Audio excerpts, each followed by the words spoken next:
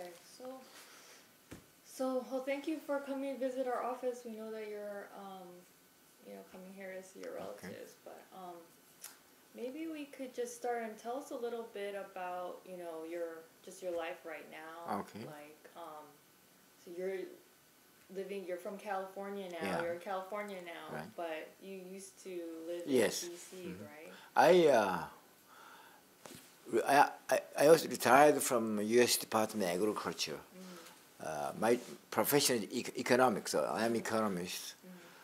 And I joined the federal government in 1975 and retired 2004, 30 years, and including all the sick leave, whatever, annual leave. So I had 30 years. Then the reason I left this area is, I'm sorry to say, but it's bad weather here.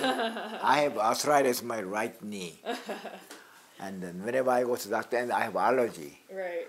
Starting February until June, man, it was terrible here.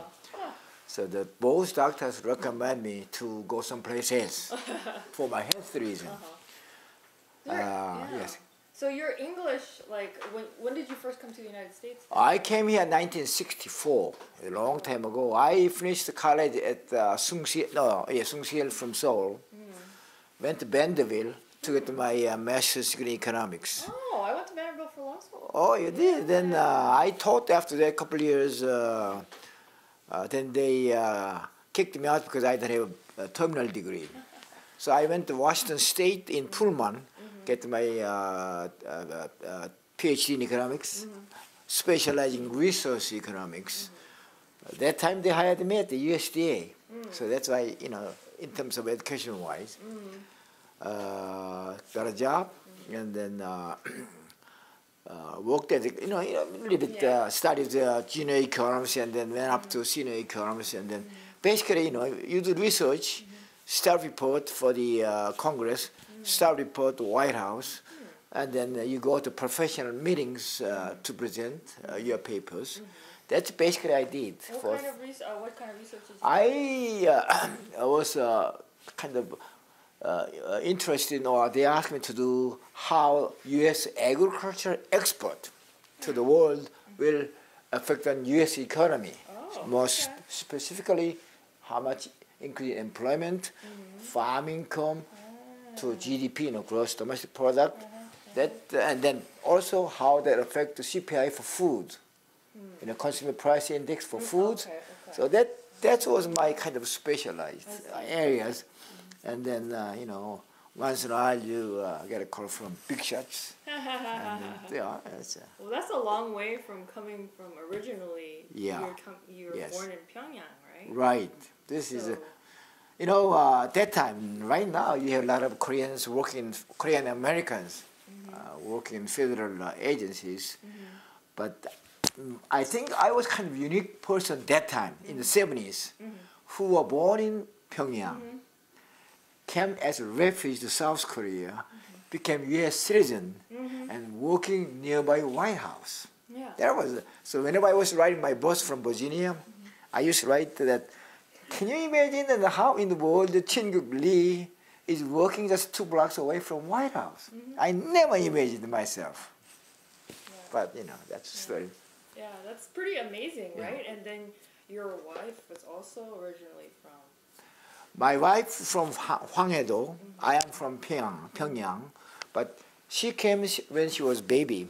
I left Korea, how long ago? I'm not going to guess. You're not born. 60 years ago.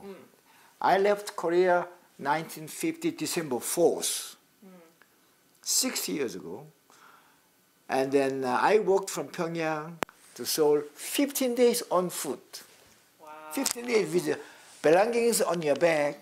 My father and my older brother and me, leaving my mother in Pyongyang. Oh my goodness. It's tragic. Yeah. So whenever, people asking about Korean War, you asking my personal history. That shows how tragic it was. Right. It still is. Yeah, it's, getting a little bit emotional, And there's a lot of people that are like you, right? Yes, a lot of people, yeah. particularly in United States. Two reasons, because we are kind of homeless people. Left home in North Korea, South Korea, it's not really home. The kind of, so same thing for me. So in fact now, the U.S. is my home where I lived the longest time in my lifetime, Korea. It's so. But you still don't feel like that's really your home. You feel like, or. Well, as a Korean American, to be honest, I always looking for to go my home and die. It says Pyongyang, let's say, but I saw my mother's tomb in graveyard in North Korea, suburb of Pyongyang, when I visited. That was 1989. I buried my father in Seoul. My older brother, the only brother I have, died in January this year in Auckland, New Zealand. Then I'll be dying in this country. Look at the separate families. You talk about separate families. 4 different places we're going to be buried. But everybody wanted to come back, right? Everybody wanted to come back to North Korea. Right? Yeah, that's right. Everyone come back.